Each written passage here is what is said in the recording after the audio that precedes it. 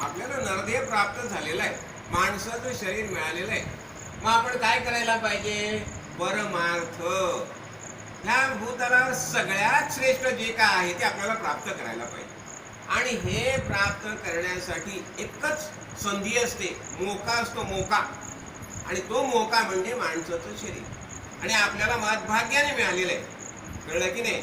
आणि ह्या संधीचा आपण फायदा घ्यायचा. मग आपण अगदी ठरवलं सुरुवातीपासून, चला चातुर्मास आहे ना, मग आपण संत संघामध्ये यायचं.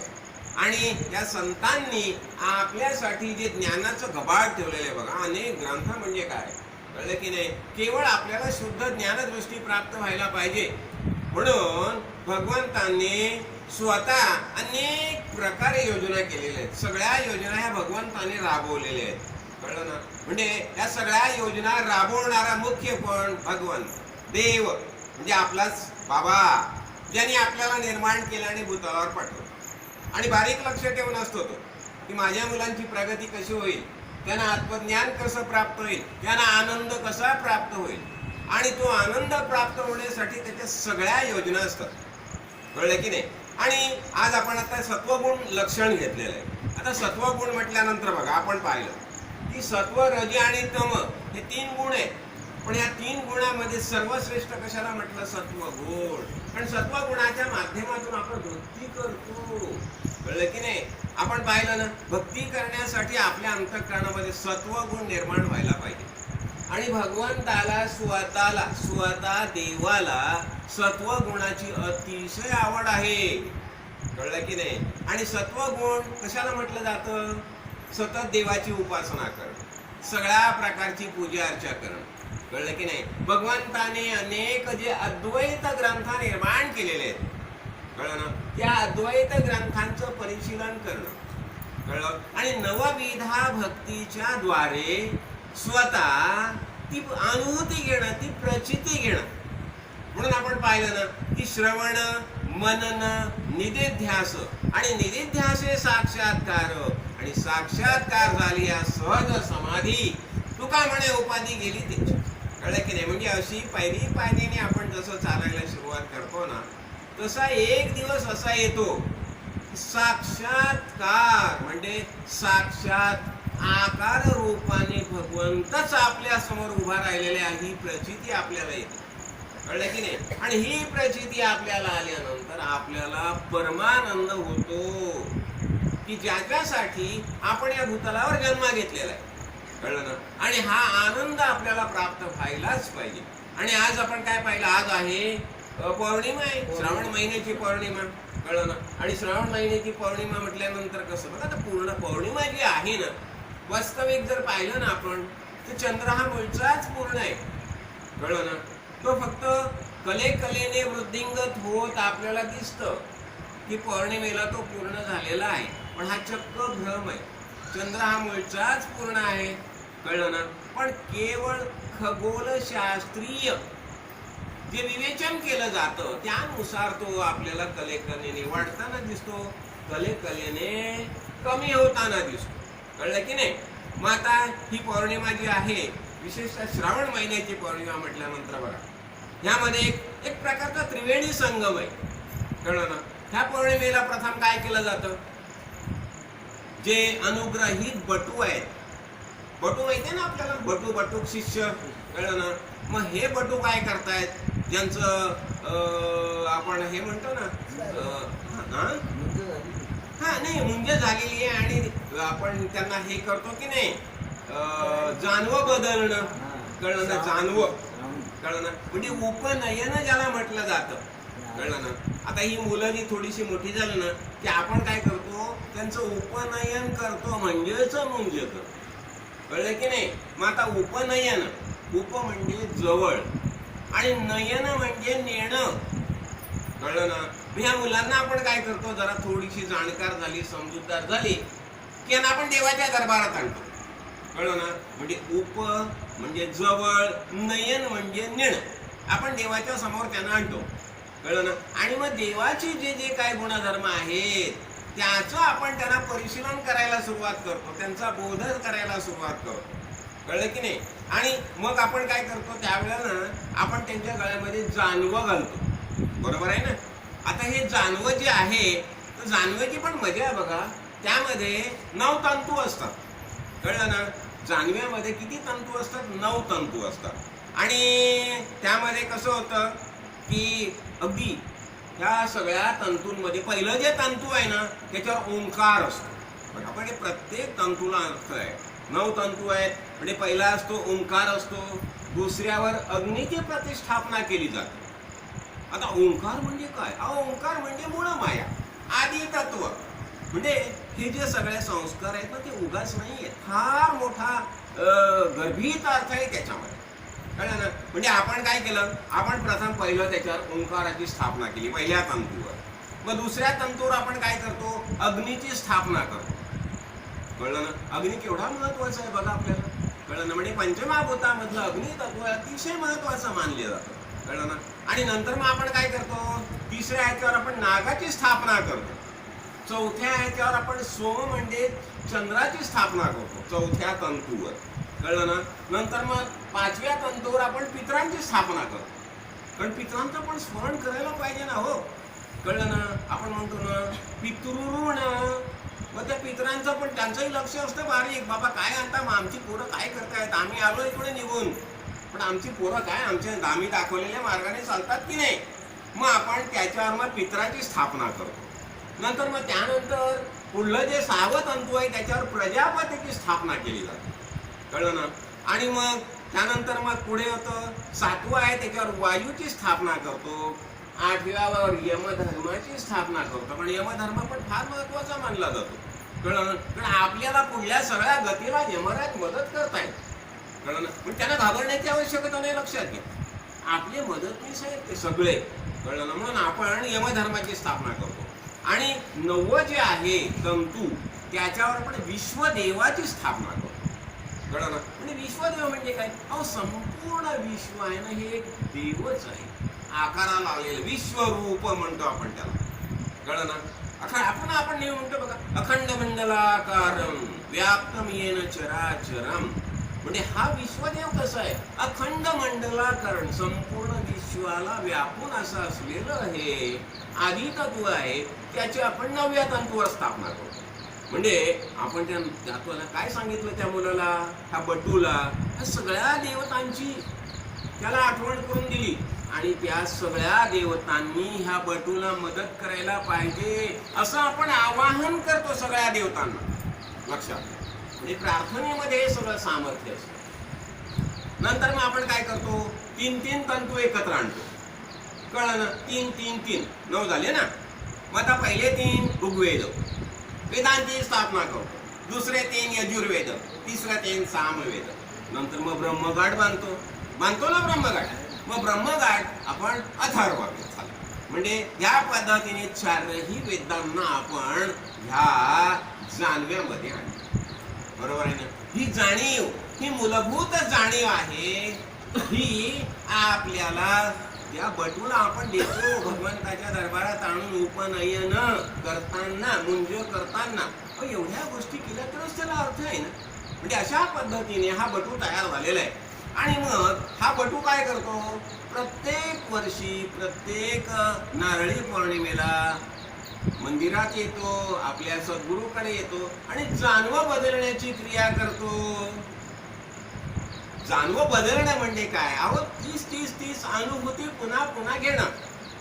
आपण काय म्हणतो? अभ्यास करायचा आहे ना आपल्याला. मग अभ्यास करायचं असेल तर काय करायला पाहिजे? कृतश्च पुन्हा पुन्हा एकी अभ्यासा, तीच गोष्ट पुन्हा पुन्हा करणं म्हणजे अभ्यास. मग असा अभ्यास होणं हे अतिशय आवश्यक आहे. आता का आवश्यक आहे? साधी गोष्ट बघा, व्यवहारातलं उदाहरण मी नेहमीच सांगतो.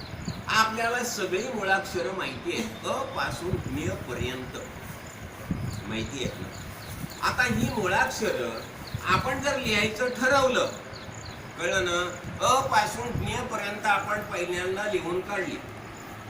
एकदा लिहिलं तर आपलं अक्षर चांगलं येईल का?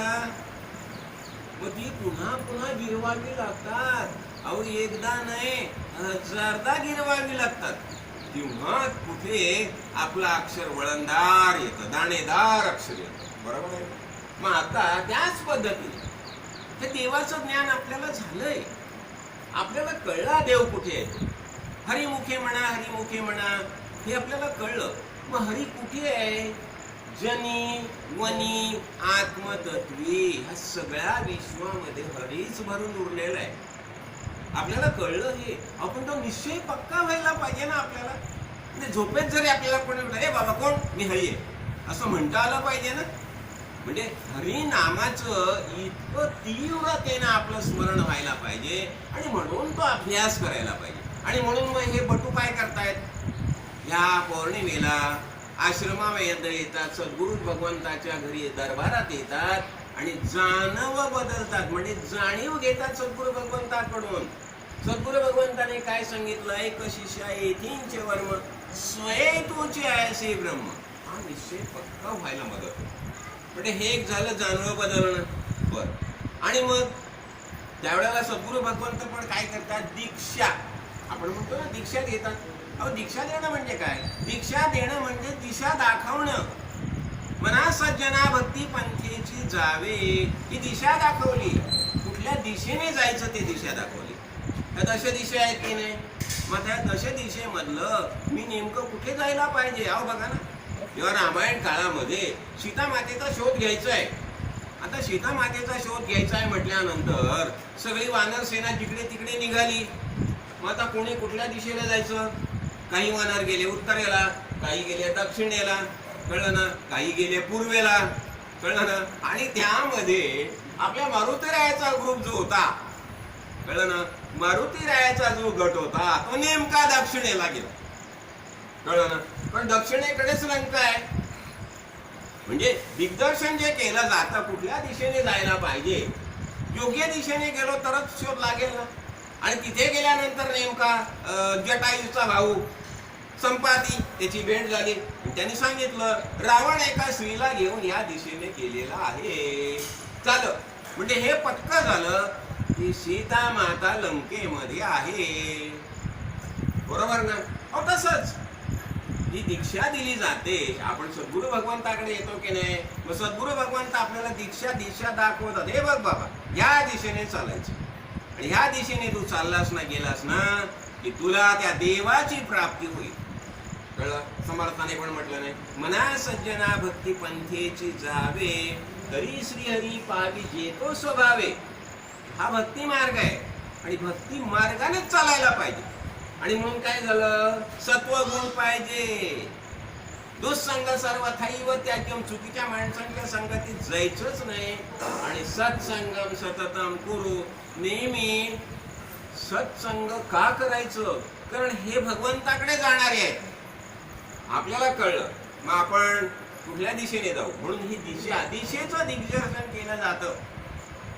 कळलं की नाही.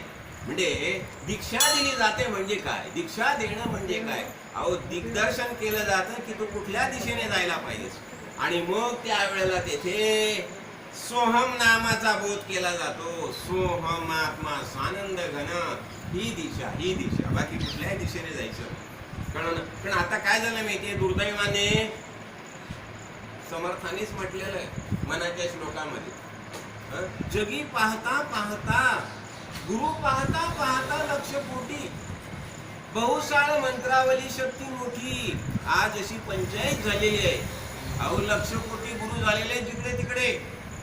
कोण काय शिकवतो, कोण काय शिकवतो, कोण काय शिकवतो, कळलं ना. आणि त्यांच्या त्या शिकवण्याप्रमाणे अहो लोकांना कुठल्या कुठल्या शक्ती प्राप्त होतात, कुठल्या सिद्धी प्राप्त होतात. आणि मग काहींना त्या सिद्धीचंच महत्व वाटतं, तो अडकला तिथे. कळलं ना. जो कोणी सिद्धीच्या मागे लागला, शुद्ध ज्ञान सोडून जो कोणी शुद्धीच्या मागे लागला, तो अडकला समजा. पण सिद्धी वगैरे वगैरे काय, हे सापळे ठेवलेत मायादेवीने. कळलं ना. पिंजरे ठेवलेत, पिंजरे. सिद्धी वगैरे वगैरे जे आहेत ना, अनेक प्रकारचे ज्या, कळलं ना. काही ज्ञान आहेत बघा, जादूटोणा आहे, रेकी सारखे ज्ञान आहेत. हे सगळे ज्ञान जे आहेत हे मायादेवीने टाकलेले पिंजरे. कळलं ना. म्हणजे त्या पिंजऱ्यात तुम्ही अडकलात की जरा राहिलात तिथे, म्हणजे पुढला मार्ग तुमचा थांबला म्हणजे तुम्ही दिशा चुकलात. खरं की नाही. म्हणून त्या दिशा ज्या आहेत, म्हणून सद्गुरू भगवंत कोणी सांगितलेली दिशा आपण घ्यायची, दीक्षा घ्यायची आपल्याला. मग कोणाची दीक्षा घ्यायची? अशा आत्मज्ञानी महापुरुषांकडून दीक्षा घ्यायची. कळलं ना? गडसिद्धेश्वर महाराज, गजानन महाराज अशांकडून आपण दीक्षा घेतली बस. आणि मग तारी मारी तुझेच चरण, त्या दिशेने मग कोणी तिथून कितीही हलवण्याचा प्रयत्न करू द्या. अहो तुम्हाला साधं उदाहरण माहिती आहे, तुम्ही सगळेच पाहतो, गुळाच्या ढेपी बघता ना मोठ्या मोठ्या. हा, मग त्या गुळाच्या ढेपीला डोंगळा लागलेला असतो. कळलं ना? तो मोठे मोठे डोंगळे असतात बघा. डोंगळा तुम्ही काढायला जा, त्याने ढेप अशी पकडलेली असते, त्याची कंबर लहान असते. अहो तुम्ही खेचायला गेलात ना कंबर तुटते, पण तो गुळाच्या ढेपीला सोडत नाही. असं आपण सद्गुरू भगवंताला धरायचं. कळलं ना? कुणी कितीही खेचायचा प्रयत्न करू द्या, पण आपण सद्गुरू भगवंताचे पाय काही सोडायचे नाही. कळलं ना? आणि ह्याला म्हणतात सत्वगुण. आणि आपल्यामध्ये सत्वगुण आहे, आणि सत्वगुण आहे म्हणून आपण संत संघात आलेले आहोत. हा सत्वगुण नसताना तर आपण आणखी काय करत बसलो असतो. कळलं ना? म्हणजे आता इथे आपण काय पाहिलं की एकतर बटू येतो, सगळं आपण पाहिलं की जाणवं बदलणं, जाणीव घेणं, दीक्षा आपण पाहिली. बरं दुसरं काय असतं माहिती आहे यामध्ये? आणखी रक्षाबंधन म्हटल्यानंतर ना हा बहीण भावाच्या प्रेमाचा फार मोठा आदर्श मानला जातो. कळलं ना? रक्षाबंधन म्हटल्यानंतर रक्ष रक्ष परमेश्वर. कळलं ना? बहीण काय करते? बहीण भावाला रक्षा बांधते. कळलं ना? आणि अशाच पद्धतीने अगदी जर सुरुवातीला आपण परंपरा पाहिली ना, जेव्हा देवासुर संग्राम झाला, पण ह्या रक्षा बांधण्यामध्ये औक्षण करणं म्हणतो ना, शुभेच्छा देणं म्हणतो ना, असा भाग आहे. कळलं ना? आणि जेव्हा देवासुर संग्राम झाला ना, त्या संग्रामाच्या वेळी इंद्र जरा थोडासा गर्भगळीत झाला होता. म्हणून त्याला स्फूर्ती आणि शक्ती देण्यासाठी इंद्राणीने त्याला रक्षा बांधलेली होती. कळलं ना? दुसरा प्रसंग असा सांगितला जातो, कुंती माता अभिमन्यू जेव्हा युद्धासाठी गेलेला आहे, तेव्हा अभिमन्यूला यश प्राप्त व्हावं म्हणून कुंती मातेने अभिमन्यूला रक्षा बांधलेली आहे. कळलं ना? आणि रक्षा बांधल्यानंतर कसं होतं, आपोआप भावावर बहिणीच्या रक्षणाची जबाबदारी येते. अहो आत्ता आत्ता बघा ना, हुमायूनची गोष्ट पण सांगितली जाते. राणी कर्मावती जी आहे, राणी कर्मावतीच्या राज्यावर शत्रूंनी हल्ला केलेला आहे. मग राणी कर्मावतीने काय केलं? हुमायूनसाठी तबकामध्ये राखी पाठवली. कळलं ना? आणि ती राखी पाहिल्यानंतर हुमायून लगेच सैन्य घेऊन राणीच्या रक्षणासाठी आलेला आहे. कारण तिने मला भाऊ मानलेला आहे आणि बहीण म्हणून मला बोलावलेला आहे. आणि हुमायून त्यावेळेला आलेला आहे. पण कर्मधर्म संयोगाने काय झालं? त्यांचा पराभव झाल्यामुळे राणी कर्मावती आणि अनेक स्त्रिया ज्या होत्या त्यांनी आपण म्हणतो ना जोहार, कळलं ना, अग्नीमध्ये स्वतःला दहन केलेलं. म्हणजे ह्या परंपरा सांगितल्या जातात. आणि पुन्हा कसं होतं, हा रक्षाबंधन म्हटल्यानंतर श्रीपूजन आहे. आता अनेक वेळाला बघा कसं म्हटलं जातं की आपले मनू महाराज, आता मनू महाराज यांना स्वतःला मुली होत्या ना, कळलं ना. मग मनू महाराज जेव्हा स्वर्गाला जायला निघाले तेव्हा त्यांनी काय सांगितलं की नार्यास्तु यत्र पूज्यन्ते रमन्ते तत्र देवता. जिथे श्री शक्तीची पूजा होते ना तिथे देवता रममान होतात. लक्षात घ्या. कारण समाजामध्ये स्त्रियांना, स्त्री हा एक आपण अधिक असा व्यापक दृष्टीने पाहायला शिकतो, पण मूलभूत आपण पार्वती म्हणून पाहायला शिकतो. शंकर आणि पार्वती, पार्वती माता म्हणजे स्त्रियांचं प्रतीक आहे. कळलं ना? आता हे स्त्रियांचं संरक्षण करणं का आवश्यक? आता ह्याच मनू महाराजाने कित्येकाला काही मला विचारतात, मग मनोराजाने महाराजाने असं कसं म्हटलं की न स्त्री स्वातंत्र्यम अर्हती, असं का म्हटलं त्यांनी?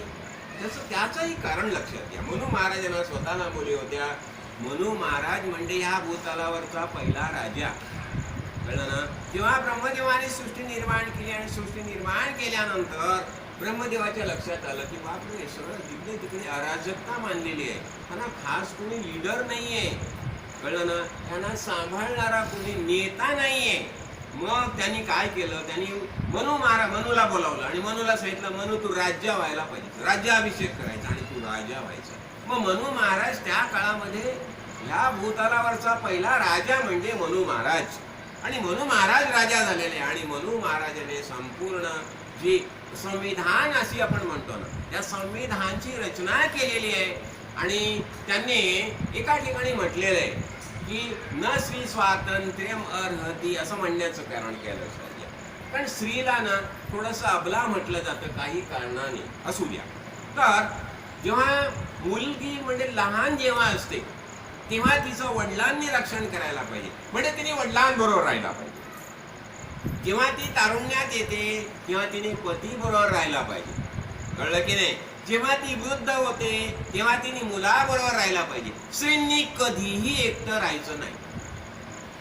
स्त्रीने नेहमी, आपण पाहिलं की नाही, बाबा, पती, मुलगा ह्यांच्या आधाराने राहायला पाहिजे असं म्हटलेलं आहे. जसं वृक्ष आणि वेल म्हटली जाते की नाही, वेल जी आहे ती वृक्षाच्या आधारानेच तिचा भरभराट होतो. म्हणजे हे असं म्हणण्याचं कारण त्याही काळामध्ये जसे आज असुर आहेत तसे त्याही काळामध्ये असुर होते. आणि हे असुर जे होते ना, नेहमी स्त्रियांचं अपहरण केलं जातं. आणि आज सुद्धा जर आपण समाज स्थिती पाहिली तर स्त्रियांची स्थिती म्हणजे आपण पाहतो की अनेक वेळा मी याचा उल्लेख केलेला आहे. शिवाजी महाराज, समर्थ रामदास आणि शिवाजी महाराज यांचा हा समर्थ योग निर्माण झालेला आहे की भगवंताची खास योजना होती. तत्पूर्वी जर आपण स्त्रियांची स्थिती पाहिली तर कुठल्याही स्त्रिया उजळ माथ्याने बाहेर फिरू शकत नव्हत्या, अशी स्थिती होती, कळलं की नाही. आणि कसं होतं, स्त्री काय करते, जेव्हा भावाला राखी बांधते आणि भावाच्या इथे भ्रूमध्यावर पिळा लावते, म्हणजे काय, त्याची तिसरी दृष्टी, ज्ञानदृष्टी उघडते. अरे दादा, मी तुझी बहीण आहे, पण माझ्यासारख्या समाजामध्ये अनेक स्त्रिया ज्या आहेत ना, त्यांना सुद्धा तू बहिणीच्या नजरेने पाहिला शिक, भातृभावाने पाहिला शिक. म्हणजे तू माझा भाऊ आहेसच, पण समाजामध्ये ज्या अनेक मुली आहेत, माझ्यासारख्या ज्या आहेत, अनेक स्त्रिया आहेत, त्यांचा तू भाऊ हो, अशी जी प्रार्थना केली त्याची ज्ञानदृष्टी उघडते. आणि हे मी म्हणेन की अतिशय महत्वाचं आहे. हा पूर्वी आता मला आठवतं, म्हणजे लहानपणी बघा आपण हे करताना ना, ती सहज आपल्या आजूबाजूच्या मुली असायच्या. म्हणजे जिला समजा एखाद्या मुलीला भाऊ नसेल तर शेजारी जर आपला दादा असेल तर त्याला ती रक्षाबंधन करायची, भाऊबीज करायची. कारण ह्या परंपरा होत्या आपल्या, आजही आहेत. पण तरी सुद्धा आज नाईलाजाने म्हणा असं वाटतं की आज बहीण जी आहे ती पूर्ण सुरक्षित दिसत नाही, कळलं ना. तर तिला जर ही सुरक्षितता जर प्राप्त व्हायचं असेल तर ह्या रक्षाबंधनाचा, भाऊबीजेचा अर्थ आपण समजून घ्यायला पाहिजे. आणि ह्या बहिणीचं रक्षण करण्यासाठी आपल्यामधला भ्रातृभाव उफाळून यायला पाहिजे, आपण बांधू व्हायला पाहिजे. अहो बघा ना, जर त्यावेळेला आपण जर पाहिलं ना तर प्रत्येक प्रसंगी बघा, विष्णू भगवान, कळलं ना, पार्वती माता विष्णू भगवंताला भाऊ म्हणून हाक मारत होती.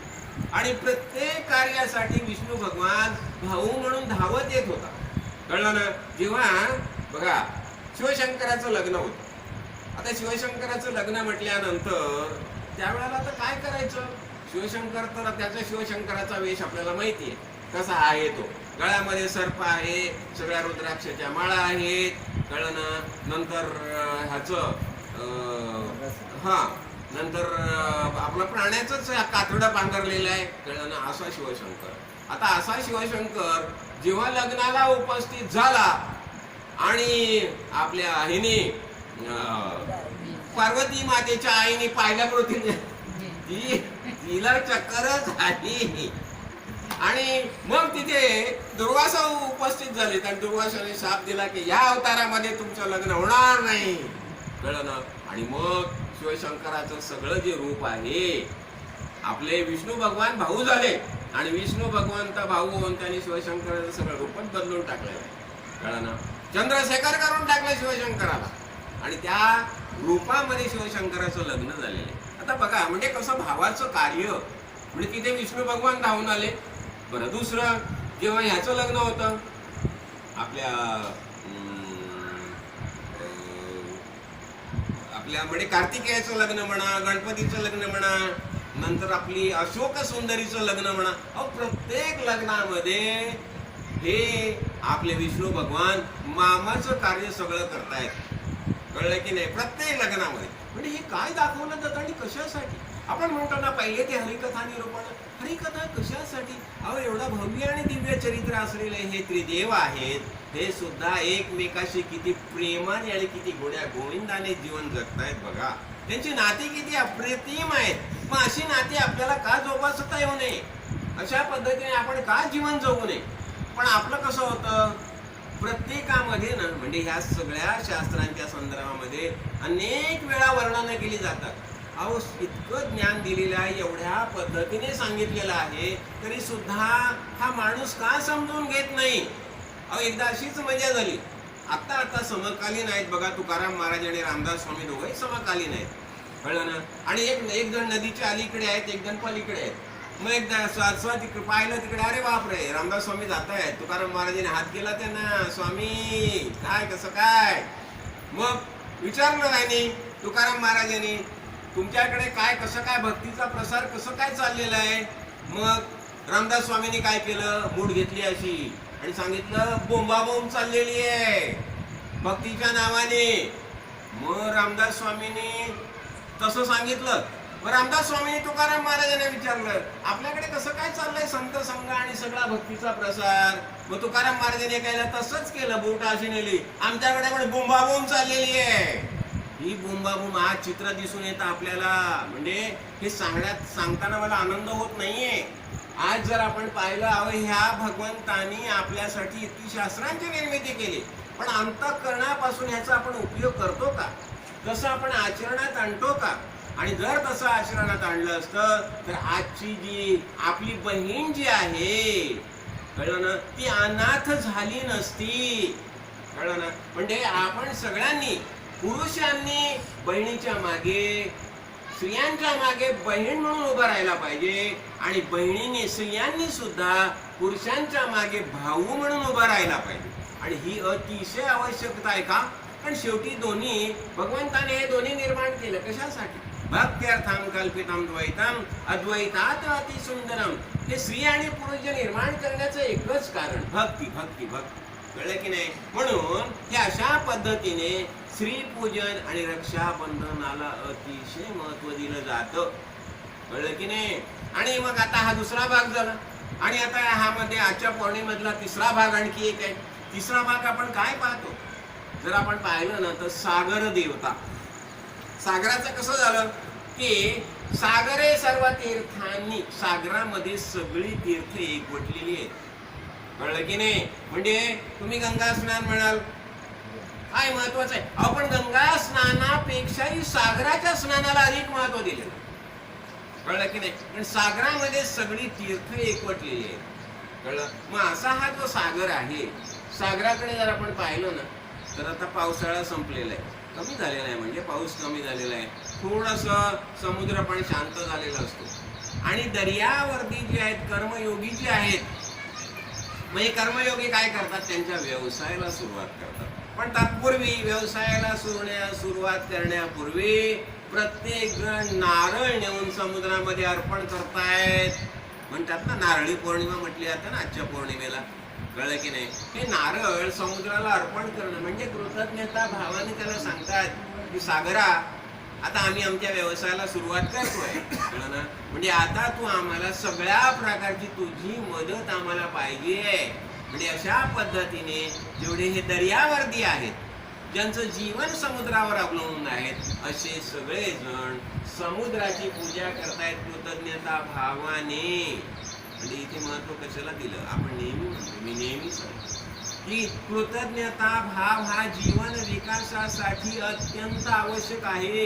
तुम्ही व्यवहार दशेमध्ये कितीही मोठे व्हा, अगदी भरपूर मोठे व्हा, अब्जाधीश व्हा, लाखो काय जे जे काय ते वाटेल तेवढा ऐश्वर्य प्राप्त करा, पण जर तुम्ही मातृदेवो भव, पितृदेवो भव, आचार्य देवो भव, कळलं ना, ह्यांच्या ठिकाणी जर तुम्ही कृतज्ञता दाखवली नाही तर तुमचा ह्या सगळ्या यशाचा पूर्ण भोपळा आहे ते कायमचं लक्षात ठेवा. तुम्ही कधीही यशस्वी होऊ शकणार नाही. कारण त्या सगळ्या यशाच्या पाठीमागे मातृदेवो भव, पितृदेवो भव, आचार्य देवो भव या सगळ्यांच्या शुभेच्छा असतात, सगळ्यांच्या प्रेरणा असतात. आणि त्याचबरोबर आपण काय म्हणतो नेहमी, आपण म्हणतो ना मातृऋण, पितृऋण, नंतर देवऋण, ऋषी ऋण आणि समाज ऋण.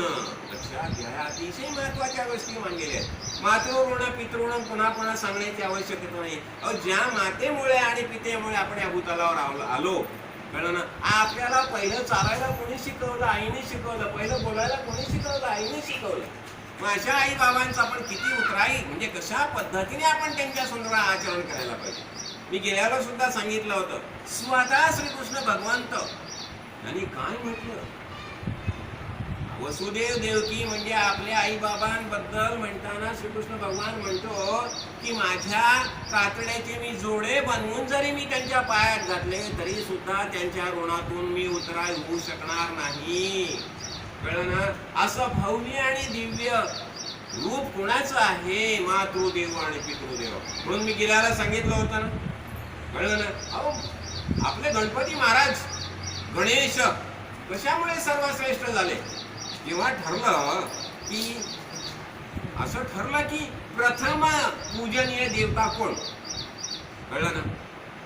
आता अनेक देवता आहेत की नाही, सगळ्या देवता आहेत, अनंत देवता आहेत. पण या अनंत देवतांना कुठे शोधत बसायचो?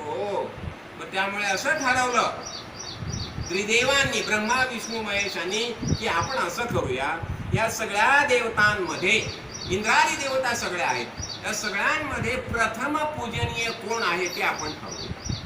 मग आता प्रथम पूजनीय ठरवायचं. मग त्याच्यासाठी ठरलं, या त्रिदेवाने ठरवलं की पृथ्वी प्रदक्षिणा करून यायची. आणि जो पहिली पृथ्वी प्रदक्षिणा करून येईल त्याला सर्वप्रथम पूजनीय देव म्हणून मान्यता द्यायची. झालं, ठरलं एका विशिष्ट प्रसंगी आणि सगळे निघाले पृथ्वी प्रदक्षिणा करायला. कळलं ना.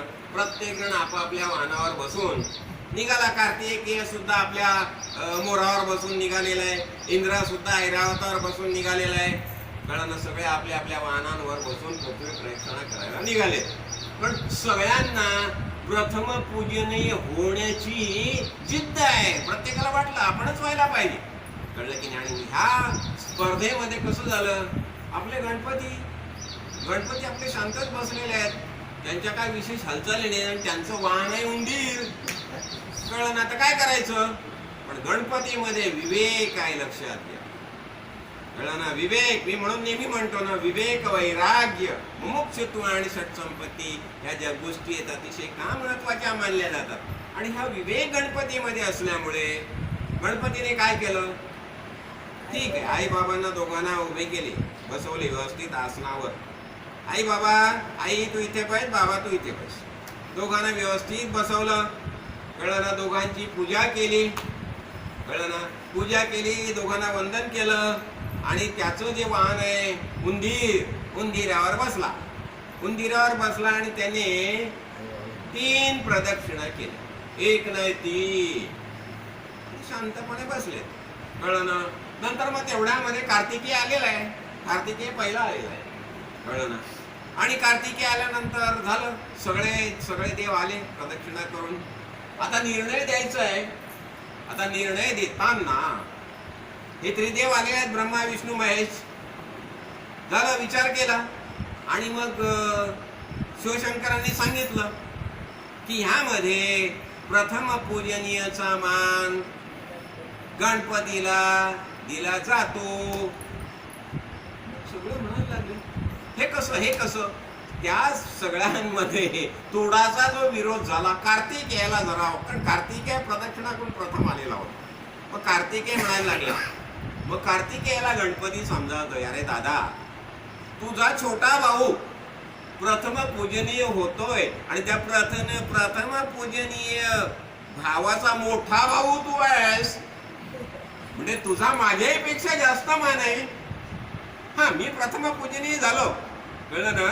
पण माझा तू मोठा भाऊ आहेस, माझा दादा आहेस तू, म्हणजे माझ्यापेक्षा तुझा मान जास्त आहे असं कार्तिकेयाला समजावलं. पण कार्तिकेयचं पण काय म्हणणं होतं, त्यांनी सुरुवातीला त्याला थोडासा विरोध करण्याचं एकच कारण होतं की इतरांनी, कारण हल्ली काय झालं, पळवाटा खूप शोधतात हो, तसं व्हायला नको. कळलं ना? मग अशा पद्धतीने शिवशंकरांनी सांगितलं की काय होतं, पृथ्वी म्हणजे संसार ना. कळलं ना? मग आता संसाराला प्रदक्षिणा करायची. कळलं ना? म्हणजे पृथ्वी प्रदक्षिणेचा पुण्य मिळेल. मग आपला संसार म्हणजे कोण, आई आणि बाबा, बस. मातृदेव आणि पितृदेव. मग संसाराला प्रदक्षिणा केली म्हणजे पृथ्वी प्रदक्षिणा केल्यासारखं झालं. म्हणजे इथे आपण काय पाहिजे, हा विवेक गणपतीमध्ये होता. कळलं की नाही? मग आता तिसरी जी गोष्ट पाहतोय, सागर. सागराला विशेष काय महत्व दिलं जातं. कळलं ना? आता बघा ना, सागरामध्ये एवढ्या नद्या येत आहेत. कळलं ना? पण सागराने कधी स्वतःची मर्यादा ओलांडलेली आहे का? सांगा मला. कधीही सागर मर्यादा ओलांडत नाही. कळलं की नाही? सागराची एक विशिष्ट ठरलेली आहे, त्याच पद्धतीने सागर होतो. म्हणजे त्याच्यामध्ये कितीही रत्न आली, कितीही बहुमूल्य गोष्टी आल्या, तरी सुद्धा सागर मर्यादेमध्ये राहतो. मर्यादा पुरुषोत्तम म्हणून सागर मानला जातो. कळलं ना? मर्यादेमध्ये राहतो. कळलं? एक दिवशी काय झालं, सागरांनी या सगळ्या नद्या येऊन सागराला भेटतात. मग सगळ्या नद्यांना बोलावलं आणि त्यांना सांगितलं, अरे तुम्ही एवढी मोठी मोठी झाडं आणता, कळलं ना, पण तुम्ही कुणीही आजपर्यंत लव्हाळा आणला नाही, हे कसं काय? सागराने प्रश्न विचारला सगळ्या नद्यांना. तुम्ही पण वाहत येताना तुमच्या किनाऱ्यावरची मोठी मोठी मोठी सगळी झाडं बिडं सगळी आणता आणि माझ्यामध्ये सगळी टाकता, पण आजपर्यंत तुम्ही कोणी लव्हाळा आणला नाही. मग त्या सगळ्या नद्या सांगतायत की काय, जे असे कडक राहतात ना ताट, त्यांच्यामध्ये अहंकार असतो, अभिमान असतो.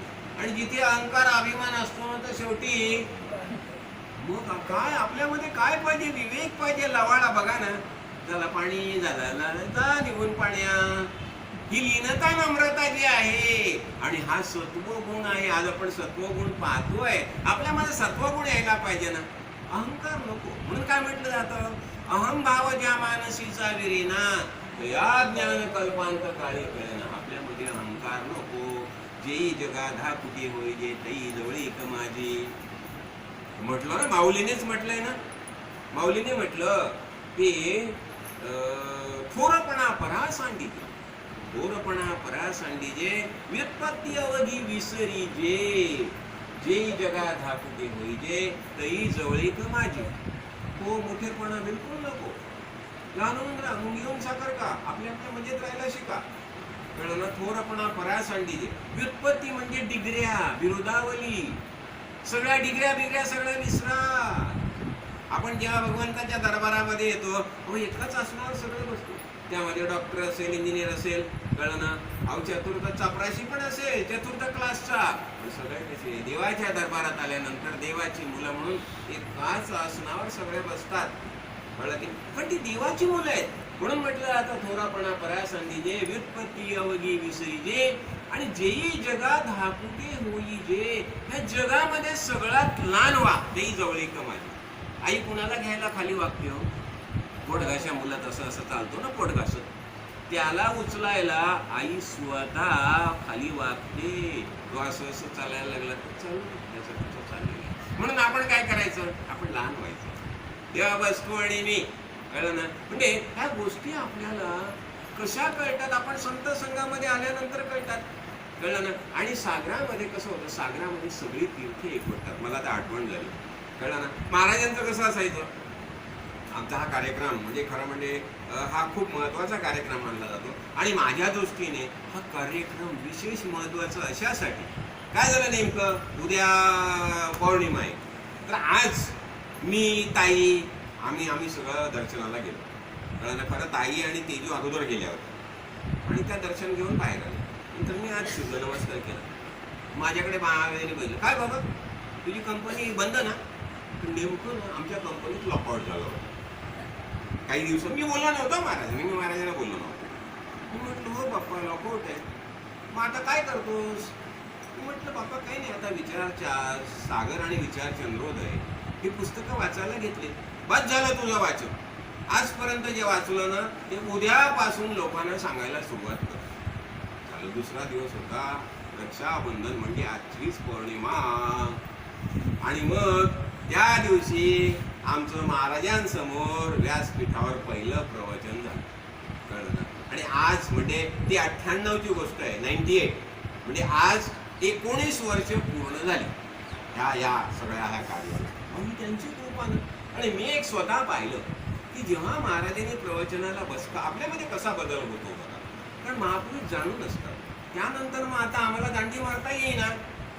शनिवार, प्रत्येक शनिवारी प्रवचन, नवरात्रात 10 दिवस प्रवचन, श्रावणात 15 दिवस प्रवचन, पुन्हा सगळ्या पौर्णिमा प्रवचन. आम्ही एकही दांडी मारू शकत नव्हतो. महाराज समोर असायचे. एका दिवशी नाही गेलो तर कुठे होतास. अर्थात मी शक्यतो दांडी मारत नव्हतोच, काही कारणामुळे जर येता आलं नाही. आणि म्हणून तुम्हाला सांगितलं ना, जेव्हा तेजू आयस झाली आणि तिचा सत्कार होता, आणि सत्काराच्या वेळेला नेमकं आमचा कार्यक्रम होता. मी सत्काराला गेलो नाही, ताई आणि तेजू सत्काराला गेलो. तिकडे गेल्यानंतर लोक विचारायला लागले, अहो की मुलगी आयस झाली, एवढा मोठा सत्कार आणि बाबा सत्काराला नाही. म्हटलं नाही, ज्यांच्या कृपेने सत्कार झाला ना त्यांच्या चरणाजवळ मी आहे, मी सत्काराला गेलो ना. म्हणजे का? असं आपण महत्व संत संघाला दिलं पाहिजे. का संत संघात यायचं? पण खूप जण कारण सांगतात, कारण ही संधी पुन्हा येणार नाही. हा मोका आहे, मोका. महाराज म्हणायचे, नरदेहामध्ये हा तुम्हाला मिळालेला मोका आहे, ही संधी आहे. पण ह्या संधीचा फायदा आपण घ्यायलाच पाहिजे. आणि या संधीचा फायदा घेऊन ही ज्ञानदृष्टी पक्की करायला पाहिजे. कळलं? आपल्यासाठी सद्गुरू भगवंताने सगळ्या गोष्टी ठेवल्या आहेत. तर आपली मला वाटतं तर मी काय म्हणत होतो, एकदा त्या पद्धतीने आम्ही कोल्हापूरला गेलो. पण त्यावेळेला महाराजांनी रक्षाबंधनाचा कार्यक्रम आणि पौर्णिमेचा कार्यक्रम कोल्हापूरला ठेवलेला होता. मग कोल्हापूरला मी गेलो, कारण त्यावेळेला मग ताई आलेली नव्हती. मग मी गेलो. महाराजांनी मला सांगितले, बाबा आज तू दिवसभर माझ्याबरोबरच राहायचं. ठीक आहे. महाराज आतमध्ये असले की महाराजांची खुर्ची बाजूला मी उभा असायचो आणि लोक मग दर्शनाला यायचे. कळलं ना. तर ताईने राखी दिलेली होती. कळलं ना. मी म्हटलं पाहिलं मी आता महाराजांसमोर कोण आहे. म्हटलं बाप्पा, म्हटलं मीनाने म्हटलं रक्षा दिलेली आहे, बांध बाबा बांध. मग लगेच मी महाराजांना ती रक्षा बांधली. कळलं. मी बांधून झाली. तेवढ्यात एक ताई आल्या दुसऱ्या. मी रक्षा बांधलेली तिने बघितल्यावर ती म्हणाली, ऐ तिला महाराजांनी पुढे येऊ दिलं नाही, पुढे माझ्याकडून बांधून घेतली. पण कारण काय? आता जर सगळेच रक्षा बांधायला लागल्या तर त्यांची पंचायत होते. पण मीना नेहमी रक्षा द्यायची त्यांना. कळलं ना. इकडे इकडे पण बांधून घ्यायची. आता सुद्धा आम्ही महाराजांच्या समोर महाराजांना रक्षा बांधूनच आलो इथे कार्यक्रमासाठी. म्हणजे कसं होतं, ह्या सगळा हा आपल्या अंतःकरणाचा भाव आहे. आणि आपण एक काय पाहिलं, देव कुठे? देव भावाने आपण धरायचं आणि देव आपल्यापासून दूर कुठेच नाही, आपल्या बरोबरच आहे. कळलं ना. म्हणून ज्या वेळेला महाराज म्हणायचे, अरे ज्या वेळेला मी तुम्हाला अनुग्रह दिला, मंत्र दिला ना, त्यावेळेला मी तुमचा हात पकडलेला आहे. आणि आता तुमचा पूर्ण विकास होईपर्यंत तुम्ही माझ्याच ताब्यात आहे. कळलं ना. म्हणून महाराजांना आम्ही कधी कधी म्हणायचे की बाप्पा, की बघा, म्हणजे आता आम्ही वाटचाल करतोय, कधी कधी काय असायचं काही, आता बघा असे मग काय, आता मग असे काम म्हणत ना तुम्ही, की आता उद्याचं काय सांगता येत नाही, पुढल्या पौर्णिमेचं सांगता येत नाही. कळलं ना. पण सद्गुरू भगवंताने काय सांगितलं, ज्या क्षणी मी तुमचा हात धरला, तुमचं अंतिम कल्याण होईपर्यंत मी तुमच्यासाठी पुन्हा पुन्हा जन्म घेईन. महाराज म्हणायचे की तुमच्यासारखे जर मला भक्त मिळणार असतील, एक नाही मी हजारो जन्म घ्यायला तयार आहे. हा असे महापुरुष असतात. कळलं ना. आणि आपल्या कल्याणासाठी पण आपण एकच करायचं, बस तारी मारी तुझेच चरण, अभावाने त्यांना शरण व्हायचं. आणि मुलं म्हणून लाडाने त्यांच्याशी बोलायला शिकायचं, बाबा असं आणि आई असं. सद्गुरू माऊलीच्या कृपेने आपल्याला सगळ्यांना हे सामर्थ्य प्राप्त व्हावं, हे श्रीचरणी प्रार्थना.